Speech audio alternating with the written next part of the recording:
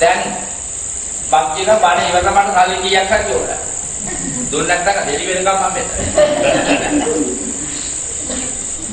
ඕන් එතකොට මල්ලි පර්ස් එක ගන්න. ඊයේ පොලේ ඉස්සේ පොලේ ආයෙ පොලේ. ඒ තුනමත් බලලා වඩා පහේ කාසියක් නැද්ද? ඒ දෙන්න හදනකොට හිතනවා දෙන්න පුළුවන් අවම ප්‍රමාණය දුන්නොත් බඳ දුන්නා කියන දුන්නොත් මිනිස්සු බඩින්ගක් කන්නත් දුන්නා කියන දේ මිනිස්සු ඉන්නවද නැද්ද?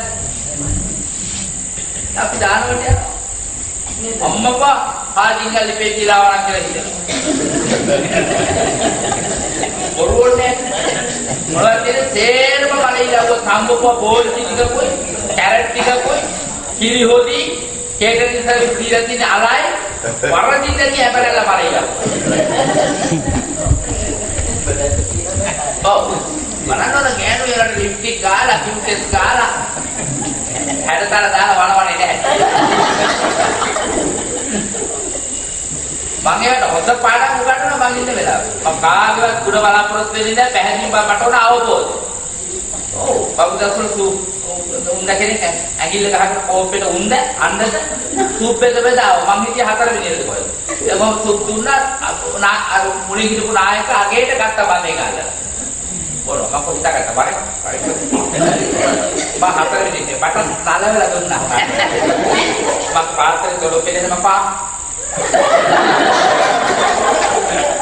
ඔහා මන්න කොන්නේ උඹ උදේ විදිහට. ඇයි යෝධියේ මං එපෑ හිලට ඇඟිල්ල ගහ ගන්න. මයි පැත්තට අන්දහනවා. Party roll. මම කියන්න ඕනේ විවෘතව කියන එක හොඳද නැද්ද? මිනිස්සු හැදෙනවද නැද්ද? ආයි ජීවිතේට කරන්නේ නැද්ද වෙන්න ඕනේ. එතකොට ඔය තියෙන බොරු පම්පෝරි පාටි රෝල් අරවා මේවා තාක්ෂ මාන කඩකට්ටාන කැලිලා වැඩ. දෙලා සියලු දේ අතර වටිනාම දේ මොකද්ද? නිහතමාන. කියන්නේ. තවසරේ. කරිමෙත් සූත්‍රයට විශිෂ්ටම ගුණය ඇති සමයන් ඔළුවට දාගන්න නැතුව පුළුවන් තරම් අපි මේ ජීවිතේ අපි දිව්‍ය ලෝකේ ගියවත් ෆස්ට් ක්ලාස් එකට වර්ණා කරන්නේ. අල්පේ ශාක්‍ය එහෙ යන්න හදන්න ෆස්ට් ක්ලාස් එක. මහේසාක්. මහේසාක් දෙවි උපිත වෙන්නේ නැතුව. ඔබට එහෙම මානසික උණක් තියාගන්න ඕන නැහැ. ඔයාලට මේ ජීවිතේ ලැබිය යුතු දේ මම ප්‍රාර්ථනා කරන මේ අවුරුද්දේ එක කරදර වැඩි වෙයි. හිතේ වාසාර්ථක වේ. බාරකේ බොරු කියන්න ඕන ටික. නෑ සියලු බලාපොරොත්තු ඉෂ්ට වේවා. ඒ උනත් කලකිරීම වැඩි වේවා. කියන්නකො. තවසරයක්. දැන් අර බොදාරයට මං කිව්වනේ දවසින් දවසට කරදරයි කියලා මාත්‍යේ. ඒ ඇයි කියන්නකො? පාරමී බලයෙන් නිසා. කියන්නේ. ඒ පාරමී බලයෙන් පින් බලයෙන් නම් සැප ලැබෙනවා. පාරමී බලයෙන් නම් පුතේ දුක ලැබෙනවා. මොකද ලැබෙන්නේ? ඇයි දුක ලැබෙන්නේ? කලකිරීම. කියන්නේ. ආයතරක් කියන්නකො. ඔය නිරෝධ කියන එක ලේසියෙන් ගන්න බෑ. කලකිරෙන්න ඕන පුතේ. කොහොමද? නිප්පිදාය. කියන්නකෝ අතන නිකන් කියමු මාළින්නේ.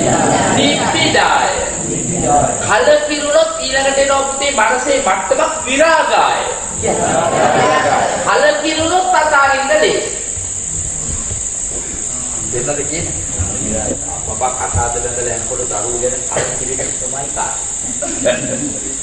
ඕ හිතේ යන්නේ කොහොමයි හොඳ මොකද දන්නවද? නැත්තම් ආයේ හිතේ නැත්තම් උන්ගේ ලබ්බොයි ආයේ ගෙනත් දානවා. පලාදන්නේ. දැන් අපි අම්මා මොකක් කොන්ත්‍රාත් බාර අරන්නේ නැහැ. කාගේවත් බාර ගත්තේ නැහැ නේද? ඒ කොල්ල කෙල්ල තේරෙන්නේ මේගොල්ලන්ගේ වා. මේ එක එක ගෙනත් දානව නෙවෙයි කියලා කියලා තියෙන්නේ. මට මෙන්න විදහාටේ බණක් භාවනාවක්. එනිසා නිබ්බිදාය කලකිරුණොත් විරාගාය ඈත් ප්‍රන්දලේසි. ඇත්තද බොරුද මං කියන එක? පැහැදිලි. යම් හේතුවකින් යමෙක් ගැන කරකිලා අතෑරියොත් ආයෙ දුරු කරගන්න එපා. පැහැදිලි. මොකක්ද? එපා නම් අතෑරියොත් දොන්නන්නෝ තොස්දිමත් දෙකක් මේ කලකිරිලා අගේට අකාරින්න ඕන්න මෙන්න කියලා ආයෙ ගිහින් බදා ගන්න. පැහැදිලි මං කියන එක? නිබ්බිදාය විරාගාය ඔය දෙක කරගත්තොත් නිරෝධාය. නිරෝධාය කියන්නේ රෝධ ගැලවෙන. එහෙම නේද නිරෝධය? රෝධේ ගැලවෙන. එහෙනම් මේ ජීවිතය අපිට ලැබෙන්න මොනද එකක් අකුසල් දෙවෙන්නක් දුක් වේදනා එනවා හොඳින් ඉන්නකොට සතර පාරමිතා බලයෙන් කලකිරෙන්න දුක් එනවා. පළවෙනිම පුතේ දුක් එන්න ඕනේ හය ගැන. මොකක් ගැනද? හය ගැන. ඔන්න බලන්න බැරි. ඊළඟට දුක් එන්න ඕනේ හිත ගැන. දුක අවබෝධ කරගන්න අපි වාස්තයෝ ඒකවා නිකක් ඈ. භාවනා හතරක්. නිකමට කියන්නකෝ. කායානුපස්සන, වේදනානුපස්සන, චිත්තානුපස්සන සහ ධම්මානුපස්සන. ඔය ධම්මානුපස්සන කියන්නේ භාවනාවක් නෙවෙයි. අවබෝධය. මොකද්ද? කය ගැන කලකිරෙනවා, හිත ගැන කලකිරෙනවා. සත්‍යය පුද්ගලයන් කියන වෙන මොකක්ද නෙමෙයි නාම රූප දෙක. පැහැදිලිද කියන එක? ඉස්සෙල්ලා ඒකට පුතේ කායानुපස්සනාව මොකද්ද කියන්නේ? කය ගැන කලකිරෙනවා. දැන් මයිස්තාර තවම දවයි කියන පැටි. ඉස්සර. උඹට වයි කියලාම 30ක්. මයිස්තාර තව කය ගැන කලකිරුණේ නැහැ පැටි තව. අපේ මහත්තයා කය ගැන මාත් දැන් නිරෝධය කපා ගන්න නෑ. ඒවත් ඉතින්ව කිව්වේ මම අපට කිව්වා මේ පොඩි කාලේ ඉඳන් ගන්න කියලා අම්මලා පුරාණ ශ්‍රද්ධාව කොච්චර දිනවද දැන් මට මිනිමම හොතක් ඔය දැන් ඉන්න පුළුවන් මට ඉන්නවා නෙවෙයි. දැන් මට තමයි බද්දට ගත්තගේ අපි දැන් ඉඳගත්තොත් ගාන ගහලා බිම බලවන්න තමයි එයි බැරිකෝ අය ගැන කල්පනා දැන් මේ වරෙල්ලා කිව්වට බින්ජෙට හේතුනේ ආසාවට නෙමෙයි මොකටද දැන් නැතර එකෙක් පණ නැත්නම් බින්ජිවත් ඒ මොකද බැරිකෝ මම තරහ නැහැ මම වීඩියෝ කියන්නේ එතකොට දැන් අවිද්‍යාපච්චය ඒක ඉවර කරන්න ඕනේ. අවිද්‍යාපච්චය සංඛාර. කියන්නකෝ. අවිද්‍යාපච්චය සංඛාර. සංඛාරපච්චය විඥාන. විඥානපච්චය නාම රූපං. මෙතන තමයි දැන් වැඩිපුර විස්තර කළේ. නාම රූප පච්චය සලආයතනං. සලආයතන පච්චය පස්සෝ. පස්ස පච්චය වේදනා වේදනා පත්‍ය තණ්හා තණ්හා පත්‍ය උපාදානං උපාදාන පත්‍ය භවෝ දැන් ඇති මෙන්න රෝධ දෙක සංකාර කියන තමයි පුඤ්ඤාපි සංකාර අන්න පින්පව් දෙක රෝධ දෙක මෙතනයි ගලවන්නේ ඒ කියන්නේ මොකද එකක් පින් කරනවා විපාකවත් ප්‍රශංසාවක්වත් කරපුවා කියවාගෙන ඉන්නක්වත් බලාපොරොත්තු වෙන්නේ තේරුණාද? කියනවාටවත් සිහි කර නැවත උපදින්න ප්‍රාර්ථනා කරනවාටවත් කැමති වෙන්නේ කොහොමද කැමති වෙන්නේ? ඒ වගේ ලැබෙන කම්සපේ ප්‍රතික්ෂේප කරන මේ මගේ බණ නෙවෙයි. ඡන්ද ජාතෝ අනක්කාතේ මනසාත පුතෝසියා කාමේසු අපටිබද්ද චිත්තෝ උද්දං සෝතෝ තිවුච්ඡති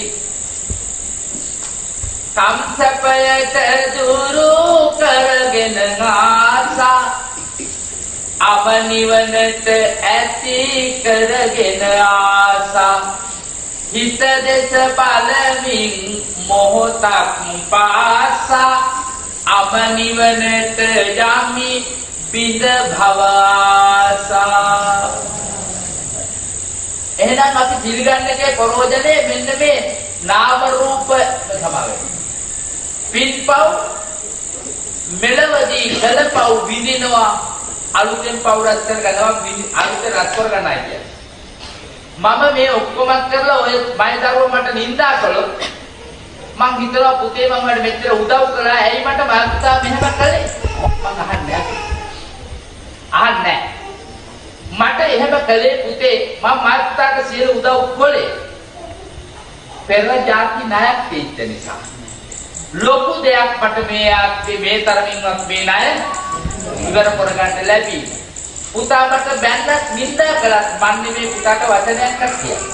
ඇයි මං ආවේ කර්ම ඉවර කරන්න මිසක් ආයෙ කර්ම රැස් කරගන්න කළ දේ ඵල දේ මා කළ දේ මට ඵල දේ තෝ කළ දේ අරේ තෝ ඵල එතන තුන්ට තරහ කවදාවත් මේ අවුරුද්ද අදිස්ථාන කරා කිසිම හේතුවක් නිසා එපා එකට එක ඔබට කැතවැටෙන කියා කෙනෙක් කතා කළොත් එපා එකට එක කරන්න යන්න. හැම මොහොතකම හිතට කමක් නැහැ. කළපව් ගෙවේවා. මොකද ප්‍රාර්ථනාව? කළපව් ගෙවේවා. පින්ඵල දේවා නිවන් ලැබේවා. මොකද පිනේ ඵලෙ නිවන් ලැබේවා හිත සැනසේවා. අපේ මිනිස්සුන්ට මේ හේතුඵලය අවබෝධ වෙන්න බෑ මේ රෝධ දෙක ගලවන්න. සංකාර හැදුනොත් ආයෙත් විඥානය හැදුනොත් ආයෙත් එහෙමනොත් රූපයක් ආවොත් ආයතන හය හැදෙනවා ආයතන හය හැදුනොත් අරමුණු ස්පර්ශ වෙනවා ඒවා වුණොත් ඇදලා ගන්නවා ගත්තොත් වේදනාව එනවා මේ විදිහට ටිකින් ටිකට සම්බන්ධ වෙනවා මේ භවය හැදෙනවා. ඉතින් මිනිස්සුන් එකක් අවබෝධ වෙනවා අවුරුදු 100ක් ඉඳගත්තත් මේ දෙක විතරයි හුඟක් යවුන්ට අවබෝධ කරගන්න. මොකද ඉන්දියාප වලට ඇක්ට උදේට ගහනවා හේතු වෙනවා පිටිය. හැන්දෑවුන්ට අවබෝධ කරලා තියෙන හේතුඵල ධර්මයෙන් දෙකයි පස්ස වේද. උදේ කෙනෙකුට 10 ගණන් සිල් ගන්න තැන් වලට යන්නේ මම. පැහැදිලිද? බණක් දහමක් අහගන්න මේ 10 12 දෙනෙක් ඉන්න තැන දෙපැයි සිල් ගන්න යන ලොකු යන්නේ එතෙන් දෙන්න උන්ගේ හේතු වෙලා එකක් කැපිලා තියෙනවා. මෙතන ඉන්න කරන්නේ පින්කම් කියලා මොනවද? ගොංක. පින්කම් කියලා කරන හරිය ගොංක. දැන්වත් අසත්‍ය කල්පිලි විසි කරලා සත්‍ය හෙළුව මතු කරගන්න. එසේ මතු කරගත්තොත් අපට නිවන අවබෝධ කරගන්න පුළුවන්. දැන් මම කියපේක දැන් තේරුණා. මොකද්ද මේ කියන්නේ? ධම්ම. ඒ ධර්මයේ දැනගත්තා නම් ආයෙත් උපදින්න ප්‍රාර්ථනා කරන්නේ සසර වෙච්ච කරත් ආයෙ කරන්නේ. ඒක කරේ නැත්නම් ඔබ දැන් දන්නවා යායුතු මග. එහෙමනම් ඔබට නිවන වැඩි ඈතක නැහැ.